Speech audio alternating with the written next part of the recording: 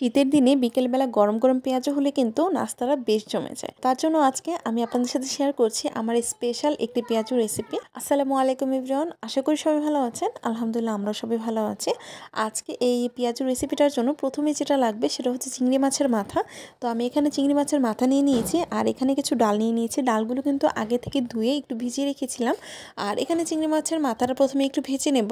সামান্য একটু তেল দিয়ে চিংড়ি মাছের মাথাটা আমি একটু হালকাভাবে ভেজে নিচ্ছি, যেন সুন্দর একটা স্মেল বের হয়। যে কেউ চাইলে চিংড়ি মাছের মাথার পরিবর্তে কিন্তু চিংড়ি মাছ দিয়েও এই পেঁয়াজুটা করতে পারেন। তবে আমার বাসায় চিংড়ি মাছের মাথা ছিল, তো ভাবলাম যে চিংড়ি মাছের মাথাগুলো দিয়ে আজকে একটু পেঁয়াজু বানিয়ে নিই। আমরা অবশ্য চিংড়ি মাছের মাথা দিয়ে বাড়িতে ভর্তা বানিয়ে খাই, তো তার জন্য আজকে ভাবলাম যে ভর্তা না বানিয়ে আজকে একটু পেঁয়াজু বানাই, খুব ভালো লাগবে।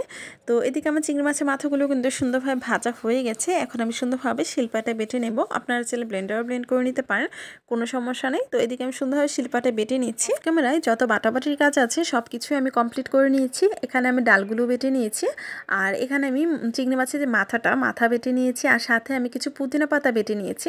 কারণ চিংড়ি মাছের সাথে পুদিনা পাতা ফ্লেভারটা আমার কাছে অনেক বেশি ভালো লাগে, বিশেষ করে এই পেঁয়াজের মধ্যে। তো তার জন্য আমি কিছুটা পুদিনা পাতা একটু বেটে নিয়েছি।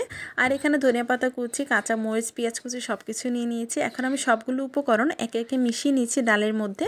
আর বিশেষ করে এই পুদিনা পাতাটা যদি ডাল আর চিংড়ি মাছের মাথা দিয়ে একটু পেঁয়াজু বানিয়ে খাওয়া হয় তাহলে কিন্তু একটা রিফ্রেশমেন্ট লাগে। আর বিশেষ করে এই শীতের মধ্যে গরম গরম পেঁয়াজু, বিশেষ করে এই ধরনের গরম গরম পেঁয়াজু খেতে অনেক বেশি ভালো লাগে।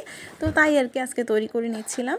তো এদিকে সব কিছু উপকরণ আমি দিয়ে দিয়েছি, আর এখন গুঁড়া মশলা কিছু অ্যাড করে দিব। একেবারে সিম্পলভাবে আমি এই পেঁয়াজুটা তৈরি করছিলাম। এখানে আমি গুঁড়া মশলার মধ্যে সামান্য একটু লবণ দিয়ে দিলাম পরিমাণ মতো আর কি। আর এখানে কিছুটা হলুদের গুঁড়া দিয়ে দিচ্ছি, আর দিয়ে দেবো কিছুটা মরিচের গুঁড়া। আর এখানে যেহেতু আমি কাঁচা মরিচ একটু আমার পরিমাণ মতো ব্যবহার করেছি, তার জন্য মরিচের গুঁড়াটা কিন্তু অল্প পরিমাণে দিয়েছি। ব্যাস, এখন আমি সুন্দরভাবে এই সব উপকরণ একসাথে মেখে নিচ্ছি। এই পেঁয়াজের মধ্যে আমি কোনো আটা বা চালের গুঁড়া বা কর্নফ্লাওয়ার কোনো কিছুই ব্যবহার করব না, কারণ আমি যে ডালটা বেটে নিয়েছি ডালটা কিন্তু অনেকটাই আঠালো হয়ে গেছে। দেখুন মাখানোর পরে কিন্তু কালারটা খুব সুন্দর এসেছে। আর পুদিনা পাতাও কিন্তু আমি কিছু এখানে একেবারে কুচি কুচি করেও দিয়েছি ধনিয়া পাতার সাথে আর কি। তো এদিকে আমার সুন্দরভাবে মাখানো হয়ে গেছে। এখন আমি একে একে পেঁয়াজগুলো বানিয়ে নেব। তো বানানোর জন্য আমি একটি কড়াইয়ের মধ্যে কিছুটা পরিমাণ তেল দিয়ে ছোট ছোট করে এই যে পেঁয়াজগুলো বানিয়ে নিয়েছি পেঁয়াজুর শেপ দিয়ে। তো এইভাবে আমি পেঁয়াজগুলো একে একে দিয়ে দিচ্ছি, দিয়ে একেবারে লাল লাল করে ভালোভাবে ভেজে নেব। আর প্রত্যেকটা বেশ আমার পেঁয়াজগুলো ভাজতে প্রায় টাইম লেগেছে 5 থেকে 7 মিনিটের মতো, কারণ আমি অল্প আঁচে রেখে পেঁয়াজগুলো ভালোভাবে ভেজে নিয়েছি। যখন এক পাশ হয়ে যাবে তখন আমি সুন্দরভাবে উল্টিয়ে নিচ্ছি। আর এই শীতের মধ্যে কিন্তু এমন গরম গরম পেঁয়াজও অনেক বেশি ভালো লাগে। বিশেষ করে এটা কিন্তু বিকেলবেলা চায়ের সাথে বেশ জমে এরকম পেঁয়াজুটা। তো আমার এক পাশ ভালোভাবে ভাজা হয়ে গেছে, এখন আমি উল্টিয়ে নিচ্ছি। আর এই ডালের পেঁয়াজগুলো কিন্তু অল্প আঁচে রেখেই ভাজতে হয়। দেখা যায় একটু বেশি পরিমাণ আঁচটা বাড়িয়ে দিলে তো উপর দিয়ে তো সুন্দর কালার চলেই আসে, তবে ভিতরটা একেবারে কাঁচা থাকে। তার জন্য আমি অল্প আঁচে রেখেই যে ভেজে নিচ্ছি। আর আমার কিন্তু প্রায় ভাজা হয়ে গেছে, কারণ আমি প্রায় 5 থেকে 7 মিনিটের মতো টাইম নিয়ে এগুলো ভেজে নিয়েছিলাম। তো এখন আমি একটা একটা করে উঠিয়ে নেব। আর এই পেঁয়াজগুলো উপর দিয়ে সুন্দর ক্রিস্পি হয়েছিল, খেতে অনেক বেশি ভালো লেগেছিল। তো যাই হোক, আমার এখন কিন্তু পেঁয়াজগুলো সবগুলো হয়ে গেছে। এখন আমি যে একে একে নামিয়ে নিচ্ছি। আর দেখি তো বুঝতে পারছেন যে পেঁয়াজতে আসলে কত পরিমাণে তেল প্রয়োজন হয়।